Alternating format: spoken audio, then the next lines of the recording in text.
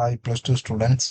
Electrochemical extraction of aluminium by Hall-Hérold process.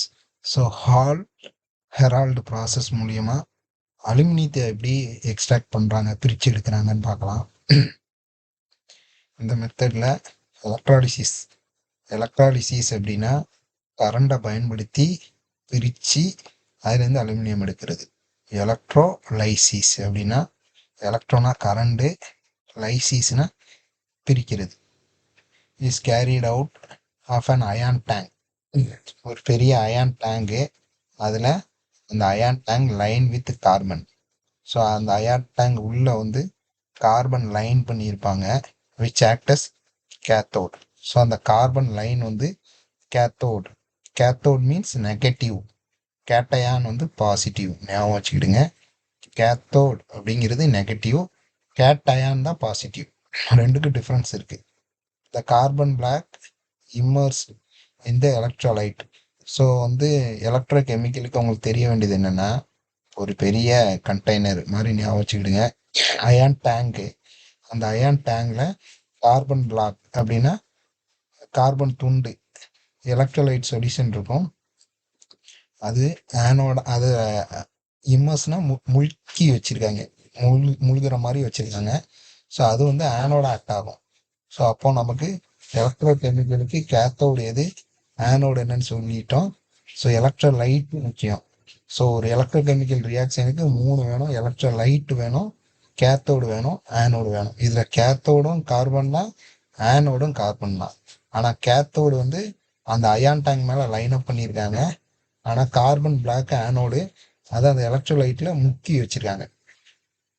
இப்போ 20% of solution of alumina obtained from bauxite ore is mixed with molten cryolite.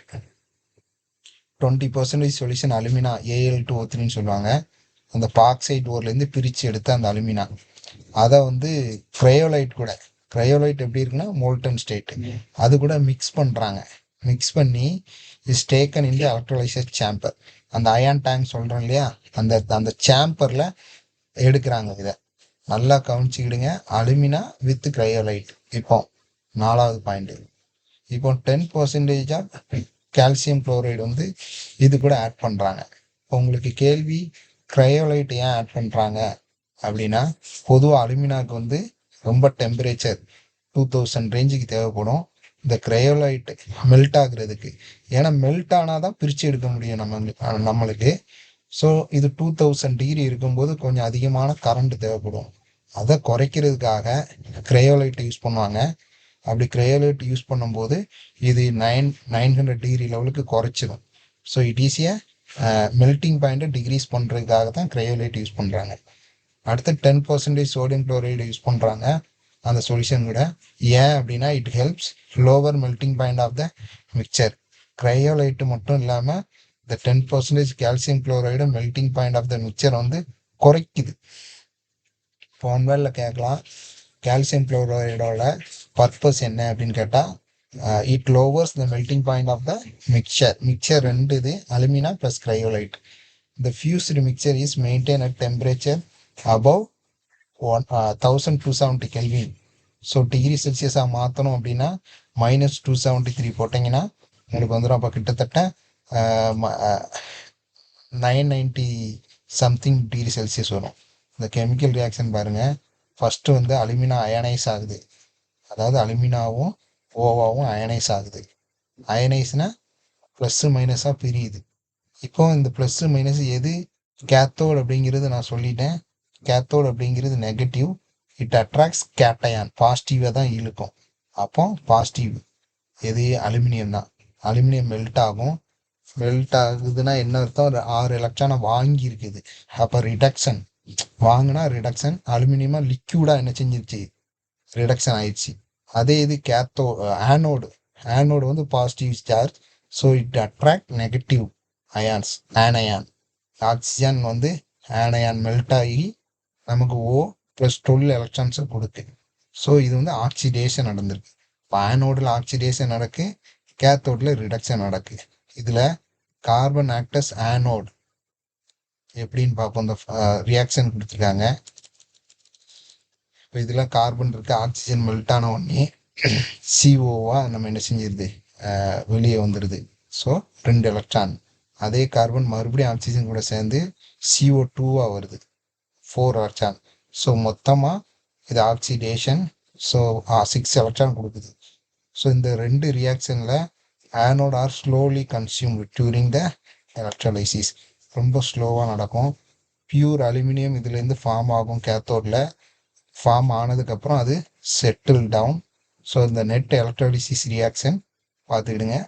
Aluminium melt ஃபார்மில் கொடுத்துருக்காங்க. அடுத்து oxygen melt form, carbon.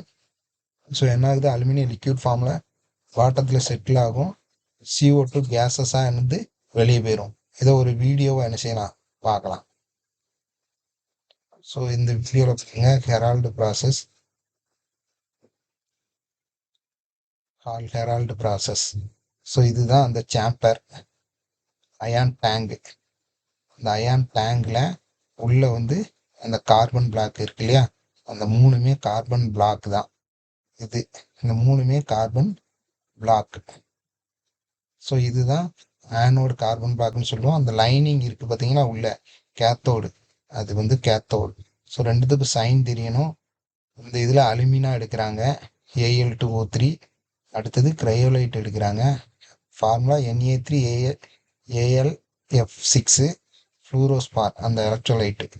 ஆனால் நம்ம calcium chloride solution எடுத்துருக்கோம், ஃப்ளூரோஸ்பார் எடுக்கல, ஞாபகம் வச்சுக்கிடுங்க. ஸோ இதோட வேலை மெல்ட்டிங் பாயிண்ட்டை குறைக்குது, 950 டிகிரி செல்சியஸாக குறைக்குது கிரையோலைட்டும் கால்சியம் குளோரைடும்.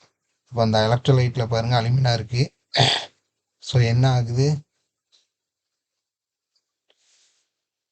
எப்போ கரண்ட்டை பாஸ் பண்ணுறோமோ அது அயானாக பிரியுது, AlO2 அப்படி பிரியுது.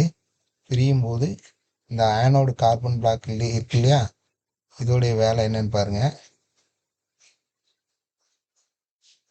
அலுமினியம் கீழே செட்டில் ஆயிடுது, ஆக்சிஜன் மேலே என்ன செஞ்சிருது, அந்த கார்பன் பிளாக்ல போயிடுது, ஆனோடு கார்பன் பிளாக்ல